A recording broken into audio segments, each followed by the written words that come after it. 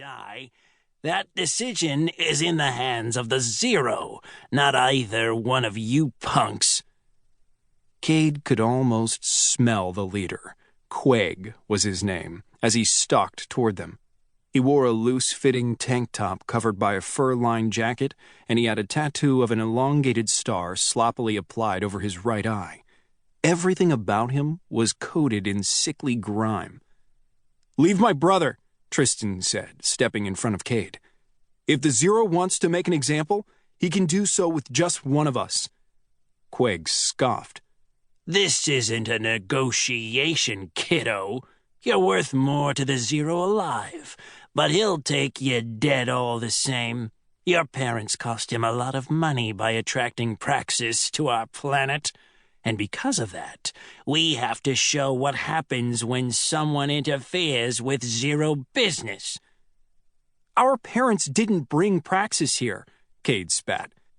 "They weren't helping the Kaldorian uprising. They were aid workers, not freedom fighters. Everyone knows that." "Too bad they aren't around to say so themselves," Quag shrugged, "or pay the price themselves. Now." At his signal, Quag's lackeys raised their weapons. One was equipped with a shock baton, while the other two packed snub-nosed outpost pistols.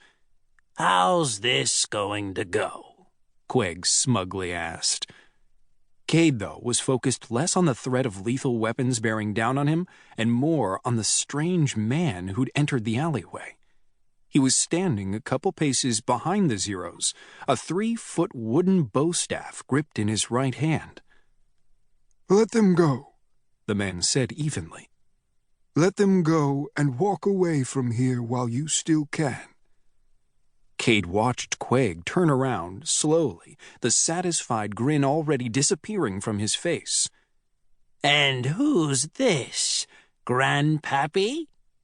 The strange man took 2 steps forward, and Cade studied him in more detail. He was older than any of the Zeros and wore a tight-fitting tunic the color of rust. His tidy appearance and measured demeanor were, to say the least, oddities on Keisring. Same for the weapon. Cade noticed that 3 immaculate blades studded the top of his staff, but it was still just a wooden stick with some sharp edges.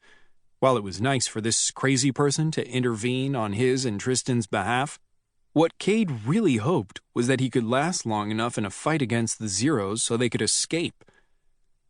"Those young men belong to me now, so I'll say this one more time," the man explained. "Leave them be and get out of here while I'm still willing to let you do so." "You have any idea who we are?" Quag yelled. "We're emissaries of the Zero. We're—" "Poor choice," the man said, and in that same instant he twisted the center of his staff and it crackled to life. Cycling sparks of raw energy, dark blue and orange, crowned the top of the staff contained by the protruding blades. Capitalizing on the distraction his fiery staff provided, the man jumped on the offensive. He swung his weapon around, using the blunt end to knock the outpost pistol out of the hand of the nearest Zero. He then jabbed the same end of his staff into the Zero's torso, doubling her over.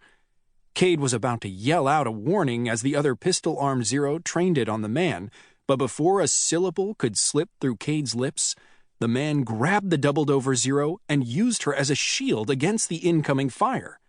He then charged forward, still using the woman for protection, and when he neared the Zero who was shooting at him, he plunged his staff forward, close enough so the energy could jump from the weapon onto the man, sending him into a fit of electrified convulsions.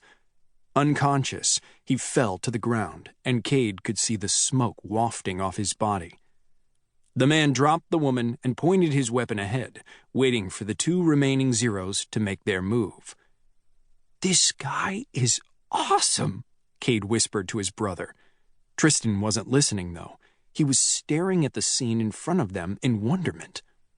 Quag tried pushing his last remaining ally forward toward the man, but he wouldn't budge.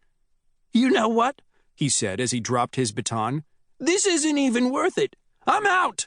He kept his arms raised in surrender as he crept by the strange man, who let the Zero pass. "You'll have no such luck with me, Grandpappy."